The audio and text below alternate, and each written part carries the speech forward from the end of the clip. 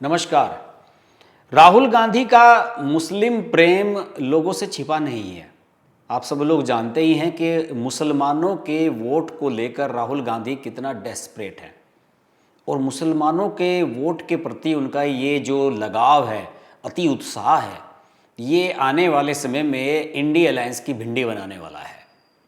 अभी कई राज्यों के चुनाव आ रहे हैं, असम, तमिलनाडु, केरल और इसके अलावा फिर उसके बाद कुछ ही समय बाद बिहार का चुनाव अभी होने वाला है इसी साल ही। तो मुसलमानों के वोटों को लेकर राहुल गांधी के मन में एक ऊहापोह से की जो स्थिति है वो इंडी अलायंस के लिए बड़ी घातक साबित होने जा रही है। राहुल गांधी को ये लगता है कि मुसलमानों के लिए जितना वो कर रहे हैं इतना कोई भी राजनीतिक दल नहीं कर सकता। नरेंद्र मोदी को गालियां देना, भारतीय जनता पार्टी पर हमला बोलना, केंद्र सरकार की आलोचना करना और यहाँ तक कि पाकिस्तान की तारीफ भी कर देना, ये सब राहुल गांधी की नई नवेली राजनीतिक रणनीति में सब कुछ शामिल हो गया है और राहुल गांधी इस पर पूरी तरीके से अड़ गए हैं। अब देखिए, उन्होंने अभी हाल ही में गौरव गोगोई को प्रदेश अध्यक्ष बना दिया है असम का, और असम का प्रदेश अध्यक्ष बनाए जाने से गौरव गोगोई के ये साफ तौर पर साबित हो गया कि राहुल गांधी का पाकिस्तान प्रेम और मुस्लिम प्रेम दोनों पैरेलल चलते हैं।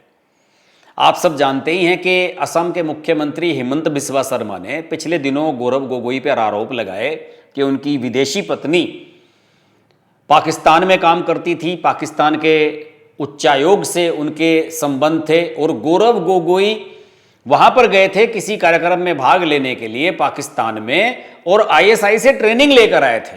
हिमंत बिस्वा शर्मा ने तो यहां तक कह दिया, और हिमंत बिस्वा शर्मा ने यहां तक भी दावा कर दिया कि सितंबर महीना आने दीजिए, गौरव गोगोई के खिलाफ सारे सबूत मैं प्रस्तुत कर दूंगा। ये एक हलचल मचा देने वाला बयान है। और अगर राहुल गांधी की जगह कोई और होता तो गौरव गोगोई को यह कमान असम की नहीं सौंपता, लेकिन राहुल गांधी को ऐसा लगा कि हेमंत बिस्वा शर्मा ने इस तरह की बात कहकर गौरव गोगोई के भाव बढ़ा दिए हैं, और गौरव गोगोई को अगर प्रदेश अध्यक्ष बनाएंगे तो मुसलमान और पाकिस्तान की तरफ जो एजेंडा चलता रहता है इस देश में मुसलमानों का, वो दोनों एक दूसरे की पुष्टि करेंगे और इसका फायदा कांग्रेस को असम के आने वाले विधानसभा चुनाव में मिलेगा। तो इसलिए उन्होंने गौरव गोगोई को आगे बढ़ाया है, और गौरव गोगोई को कमान सौंपने के साथ साथ राहुल गांधी ने एक काम और भी किया है।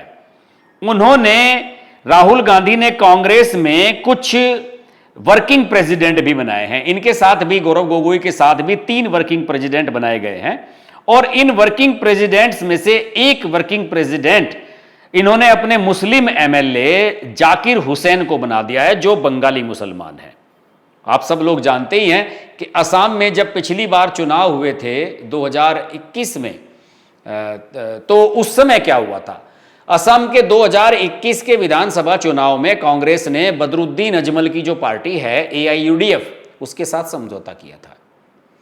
सुष्मिता देव उस समय जो जाने माने राजनीतिक परिवार से आती थी और इनकी शायद युवा मोर्चा या महिला मोर्चे की अध्यक्ष थी उस समय राहुल गांधी की, कांग्रेस की।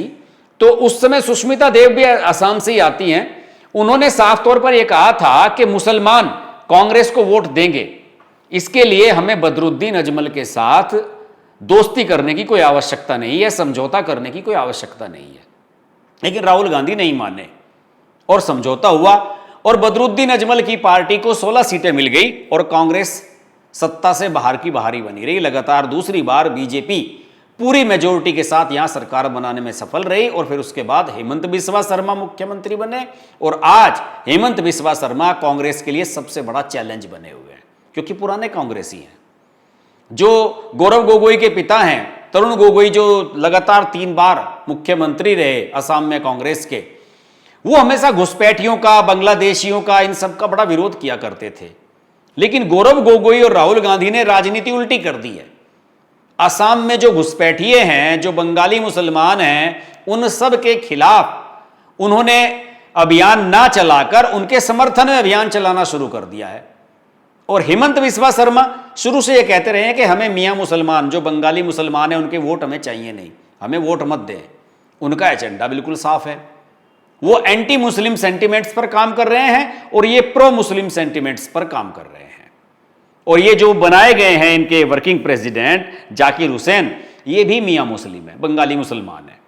तो इस पूरे घटनाक्रम में इतना स्पष्ट हो जाता है कि राहुल गांधी असम को लेकर जो उनकी मुस्लिम पॉलिटिक्स है उसमें अपनी लाइन पर पूरी तरीके से अड़े हुए हैं।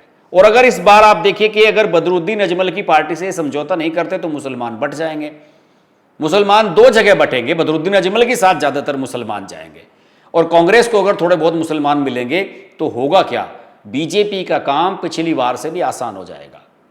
और असम में भारतीय जनता पार्टी हेमंत बिस्वा शर्मा के नेतृत्व में और भी बड़ी सफलता हासिल करेगी। पिछली बार हेमंत बिस्वा शर्मा के नेतृत्व में नहीं हुआ था, सर्बानंद सोनोवाल सीएम थे, उन्हीं के साथ वही मुख्यमंत्री थे जब चुनाव हुआ था, और फिर बाद में सर्बानंद सोनोवाल को केंद्र की राजनीति में लाया गया था और हेमंत बिस्वा शर्मा को सीएम बनाया गया था, जैसे कि उनके साथ अमित शाह ने वादा किया था।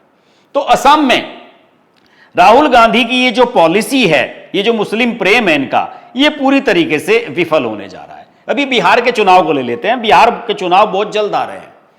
बिहार में असदुद्दीन ओवैसी की पार्टी चुनाव लड़ने जा रही है। उनका कहना है कि 243 सीट्स हैं जो बिहार की, उनमें से 50 सीटों पर हम चुनाव लड़ेंगे। और वो ये कह रहे हैं कि हम, उनके जो पार्टी के प्रवक्ता हैं उनका मैं एक बयान सुन रहा था, आदिल हसन का, असदुद्दीन ओवैसी की पार्टी के, वो ये कह रहे थे कि हम तो ये चाहते हैं कि हमें भी महागठबंधन में, जिसमें कांग्रेस, आरजेडी और जो लेफ्ट पार्टीज हैं ये सारे के सारे हैं, कि हम भी उसी गठबंधन का हिस्सा बनना चाहते हैं, लेकिन आरजेडी और कांग्रेस ऐसा होने दें तब ना। पिछली बार भी ये लोग साथ लड़ना चाहते थे, लेकिन पिछली बार फिर क्या हुआ था, पिछली बार बसपा के साथ मिलकर चुनाव लड़े थे असदुद्दीन ओवैसी और 5 सीट जीतने में सफल रहे थे 2020 में। बाद में तेजस्वी यादव ने इनके 4 एमएलए तोड़ दिए थे और इनका जो एकमात्र एमएलए बचा हुआ है अख्तर उल ईमान, वो इस समय वहां के प्रदेश अध्यक्ष हैं इनके, असदुद्दीन ओवैसी के। तो असदुद्दीन ओवैसी की पार्टी ये चाहती है कि भाई हमें साथ लेकर लड़ो।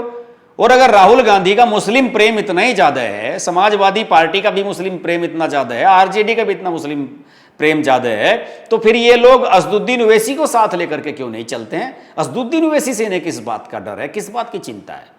और देख लीजिएगा इस बार भी महागठबंधन में आपको असदुद्दीन ओवैसी की पार्टी नजर नहीं आने वाली है, और ना ये तेजस्वी चाहते हैं और ना ये राहुल गांधी चाहते हैं।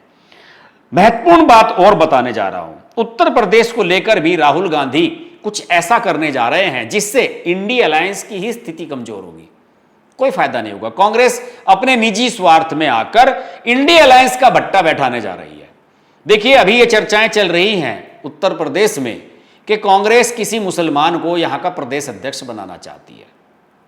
अगर कांग्रेस के बड़े नेताओं की बात करते हैं उत्तर प्रदेश से आने वाले, तो उनमें अगर सबसे बड़े और सीनियर लीडर और सोफेस्टिकेटेड टाइप के पॉलिटिशियन की अगर बात करें तो सलमान खुर्शीद का नाम सबसे पहले आता है।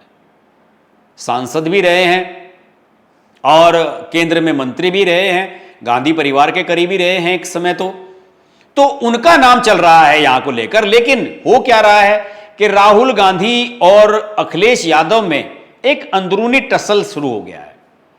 समाजवादी पार्टी, आप सब लोग जानते ही हैं कि अखिलेश यादव और कमलनाथ के बीच क्या हुआ था। जब चुनाव हो रहे थे 2023 में मध्य प्रदेश के, तो उस समय अखिलेश यादव ये चाहते थे कि कांग्रेस हमें अपने साथ मिलकर चुनाव लड़वाए और हम दोनों मिलकर चुनाव लड़ें और कुछ सीटें समाजवादी पार्टी के लिए छोड़ दी जाएं मध्य प्रदेश में। तो राहुल गांधी ने कहा कि ठीक है, आदमी भेज दो, वहां कमलनाथ हैं, उनसे बात कर लो। कमलनाथ ने राम गोपाल यादव और कई अन्य नेताओं को कई घंटे तक बाहर बैठाए रखा, अंदर नहीं बुलाया और बाहर आके कह दिया कि यार कुछ नहीं, कौन अखिलेश वखिलेश हम नहीं जानते किसी को भी, हम तो अपने कैंडिडेट्स डिक्लेयर करने जा रहे हैं और एक सीट हम समाजवादी पार्टी को नहीं देंगे। ये अपने सहयोगियों के साथ व्यवहार है कांग्रेस का। और उसके बाद लोकसभा चुनाव में, हालांकि अखिलेश यादव जो है उन्हें ऐसा नहीं करना चाहिए था, लेकिन लोकसभा चुनाव में अखिलेश यादव ने क्या किया कि साहब 80 में से 17 सीटें हम छोड़ रहे हैं उत्तर प्रदेश की कांग्रेस के लिए। अरे भाई क्यों छोड़ रहे हो, 80 की 80 सीटें लड़ो। और इस बार तो उत्तर प्रदेश में जो माहौल था उसमें आप देखिए कि 37 सीटें जीतकर आ गई समाजवादी पार्टी और 6 सीटें कांग्रेस की आ गई, 43 सीटें इंडिया अलायंस की आ गई, बीजेपी नंबर 2 पर पहुंच गई। अगर ये ज्यादा सीटों पर लड़े होते तो ज्यादा सांसद इनके बन सकते थे अखिलेश यादव के, लेकिन राजनीतिक सेंस नहीं है अखिलेश यादव को। मध्य प्रदेश में आपकी बेइज्जती की राहुल गांधी ने और कांग्रेस ने, और फिर भी आप उनके लिए 17 सीटें छोड़ दे रहे हो।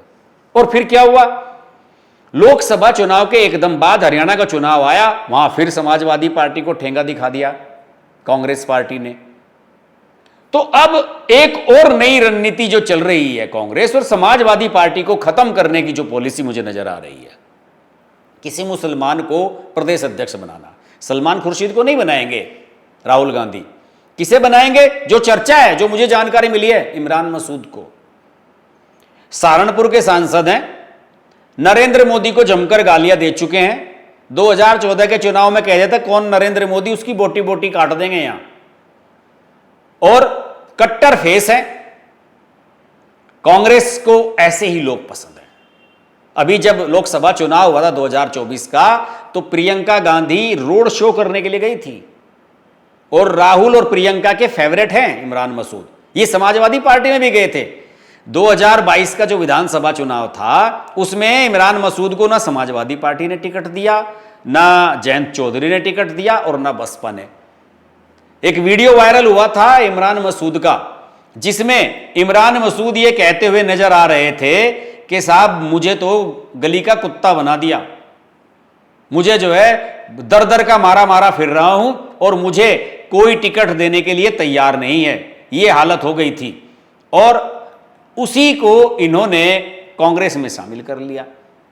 और अब इमरान मसूद कह क्या रहे हैं, इमरान मसूद ने, उन्होंने एक अभी इंटरव्यू दिया है, इंडियन एक्सप्रेस में शायद वो इंटरव्यू छपा है इनका। उस इंटरव्यू में इन्होंने इस तरह की बातें कही हैं जिससे साफ लग रहा है कि पार्टी हाईकमान ये कह चुकी है इनसे कि हम आपको कमान सौंपने जा रहे हैं, आप तैयार हो जाओ। उसमें इन्होंने कहा कि साहब हमें बैसाखी की जरूरत नहीं है, मतलब समाजवादी पार्टी की जरूरत नहीं है, और हम प्रत्याशियों की हमारे पास कोई कमी नहीं है, हमें कितनी सीटें लड़नी है ये समाजवादी पार्टी तय नहीं करेगी। 80-17 वाला फालगुरा नहीं चलेगा कि 80 में से 17 सीटें हमने कांग्रेस के लिए छोड़ दी हैं, कि छोड़ दी वाली बात नहीं चलेगी। बात होगी बराबरी की। हम 403 सीटें हैं उत्तर प्रदेश में, सब पर अभी तो 2027 में चुनाव है उत्तर प्रदेश में, कि हम सारी की सारी 403 सीटों पर चुनाव लड़ने की तैयारी कर रहे हैं। लेकिन समाजवादी पार्टी अगर बात करना चाहेगी तो हम कुछ सीट उनके लिए छोड़ सकते हैं। अब समझिए, जिनका एक विधायक है उत्तर प्रदेश में, 2, वो ये कह रहा है कि साहब हम सीट समाजवादी पार्टी के लिए छोड़ देंगे और बराबरी की सीट छोड़ी जाए, जितनी सीटों पर समाजवादी पार्टी लड़े उतनी सीटों पर ही हम चुनाव लड़े।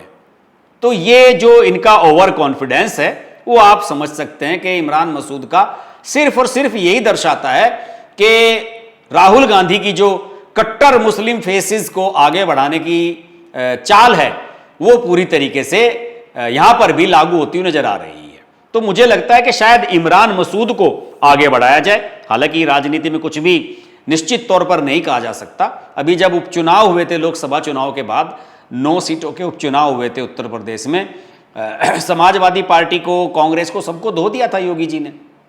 और समाजवादी पार्टी कौन सी सीटें दे रही थी कांग्रेस को, जो हार रही थी वो सीटें, कि भाई इस पर आप कैंडिडेट उतार लो। यानी हारने वाली सीटें जो हैं, हारने वाली सीटों पर तो कांग्रेस को टिकट दे रहे हो और जीतने वाली पे खुद लड़ा रहे हो। ये बात भी इमरान मसूद कह रहे हैं कि साहब जो हारने वाली सीटें हैं वो आप हमें दे देते हो और जो जीतने वाली सीटें हैं वो अपने पास रख लेते हो। तो राहुल गांधी का जो मुस्लिम प्रेम है साफ तौर पर जाहिर हो रहा है। जो गौरव गोगोई का खास तौर से मामला उछल रहा है वो बड़ा गंभीर होने वाला है, क्योंकि उनकी पत्नी का जो पाकिस्तान कनेक्शन है उसे राहुल गांधी सोच रहे हैं कि ये हमारे लिए प्लस पॉइंट होगा कि साहब वो जाएंगी और वहां पर चुनाव प्रचार करवाएंगे उनसे मुस्लिम इलाकों में, तो मुसलमान हमें वोट दे देंगे। जैसे कि सचिन पायलट को राजस्थान में वोट मिला करते थे कि उनकी पत्नी जो है वो फारूक अब्दुल्ला की बेटी थी, कि मुसलमान उन्हें अपना जमाई मान लेते थे और उन्हें वोट दे देते थे। तो वो राहुल गांधी का जो माइंड सेट है वो उससे बाहर ही नहीं निकल पा रहा है। मुस्लिम कनेक्शन, पाकिस्तान कनेक्शन, वो उसी के इर्द गिर्द घूमते चले जा रहे हैं। तो राहुल गांधी का जो ये मुस्लिम प्रेम है, इसमें ना तो कांग्रेस का फायदा होगा, ना राहुल गांधी का कोई निजी फायदा होगा। इससे इंडी अलायंस का भी भट्टा बैठ जाएगा, क्योंकि अगर ये बिहार में अलग चुनाव लड़ते हैं और असदुद्दीन ओवैसी अलग चुनाव लड़ते हैं तो मुसलमान वोट किधर जाएंगे किसी को पता नहीं लगेगा। बदरुद्दीन अजमल और कांग्रेस अलग अलग लड़ेंगे तो असम में मुसलमान वोट किधर जाएंगे पता ही नहीं चलेगा। और उत्तर प्रदेश में समाजवादी पार्टी और कांग्रेस अलग अलग चुनाव लड़ेगी तो मुसलमान वोटों का बंटना निश्चित है और बीजेपी की बड़ी जीत यहां पर सुनिश्चित हो जाएगी। तो राहुल गांधी गलती पे गलती कर रहे हैं, गड़बड़ी पे गड़बड़ियां कर रहे हैं, और जो लोग उन्हें समझाने की कोशिश करते हैं उनकी बात वो समझते नहीं हैं। तो राहुल गांधी और राहुल गांधी की पॉलिटिक्स इसी तरीके से चलने वाली है, और आने वाले समय में मुझे लगता नहीं कि उनके माइंड सेट में किसी प्रकार का कोई सुधार होने वाला है। आज के वीडियो में इतना ही। वीडियो अच्छा लगे तो लाइक कीजिए, शेयर कीजिए, चैनल को सब्सक्राइब कीजिए, नोटिफिकेशन का बेल आइकन प्रेस कीजिए और जुड़े रहिए हमारे साथ। नमस्कार।